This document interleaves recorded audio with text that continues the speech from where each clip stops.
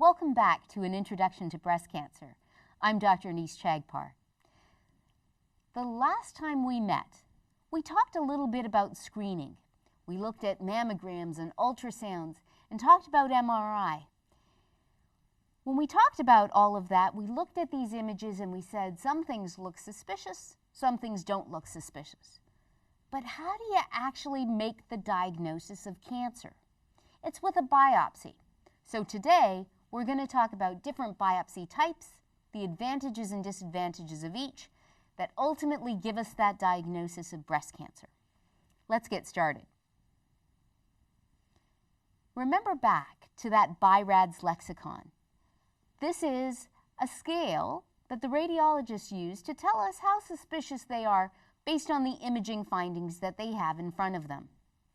Biopsies are only really recommended for those at which they have a reasonable level of suspicion, BI-RADS 4 or BI-RADS 5. And remember, even with a BI-RADS 4, there's only about a 25 to 50% probability that this will turn out to be cancer. Nonetheless, if there's something suspicious, we want to know what it is, and so we need a biopsy. I tell all my patients that there's only two people who can tell you anything for sure: God and the pathologist. That is to say that in order to get that diagnosis, looking at a mammogram is not sufficient. One of my medical oncology colleagues always used to say, tissue is the issue. We need that tissue to really confirm the diagnosis and to give us all of the information we need about what kind of cancer this is, if it is a cancer at all. So remember back to when we talked about types of cancer. We talked about invasive and in situ. True cancers that invaded the basement membrane and had access to distant organs, and in situ that stayed above the basement membrane that had no ability to spread. Well, biopsies can give us that information. We talked about types. We talked about cancers that came from the ducts, cancers that came from the lobules. Again, looking at the tissue under the microscope can give us that information. And what about receptors? We talked a little bit about estrogen receptor and progesterone receptor and another receptor called HER2. Again, the only way we're going to know whether these cancers are fed by estrogen and progesterone or whether they thrive on a signal from HER2 is if we actually have tissue that we can stain for these receptors. So how do we get that tissue anyways? That's where a biopsy comes in. But there are very many different types of biopsies. Three main ones. The first is what's called a fine needle aspiration, or an FNA. The second, which is really the workhorse in breast cancer, is a core needle biopsy. And the third is an excisional biopsy. Let's look at the advantages and disadvantages of fine needle aspiration biopsy.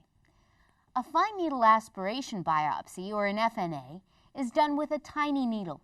Usually it's a 22 to a 25 gauge needle, so often smaller than what you'd get with an intravenous.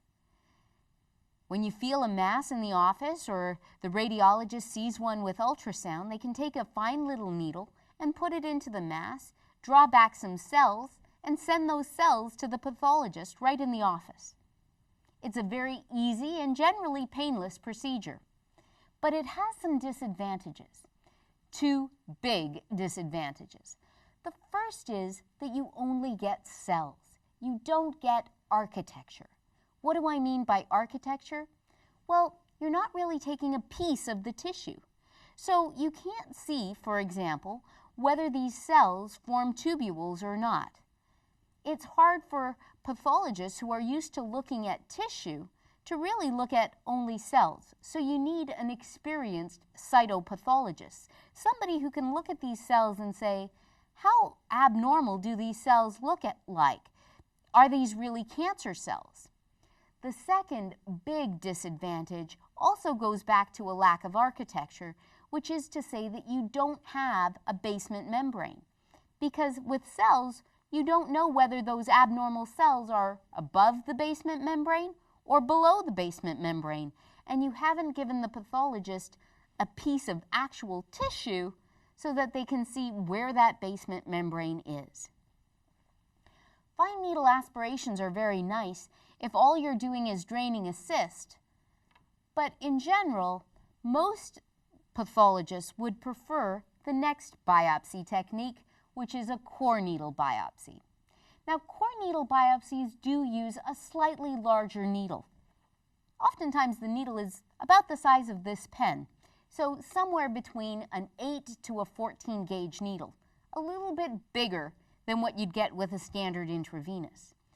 But the advantage of that is that you actually get a piece of tissue, a core, where you can provide architecture.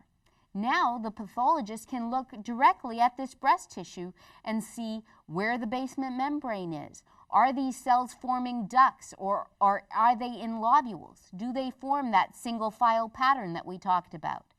What truly is the grade of these cancers? And can get information with regards to receptor status as well, because they'll actually have the tissue there. However, the disadvantage, of course, is it is a bigger needle.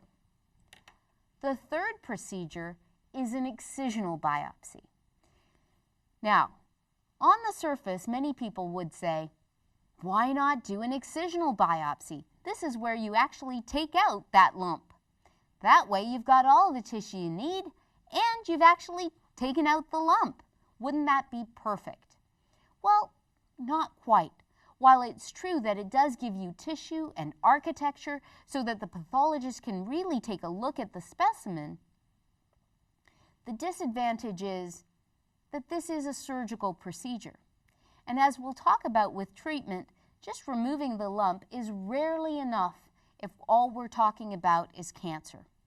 So we often want to establish a diagnosis, but not necessarily remove the lump before we have a chance to talk to our patients about all of the options for managing that cancer. So to do a surgical procedure to get a diagnosis often means a second surgical procedure to actually treat the cancer. And who wants to go to an operating room twice? Well, in subsequent lectures, we're going to talk more about going to the operating room, how we surgically manage these cancers, and how we treat them with adjuvant and indeed neoadjuvant therapies. Adjuvant after surgery, neoadjuvant before surgery. Thanks for joining me. Until next time, I'm Dr. Anise Chagpar.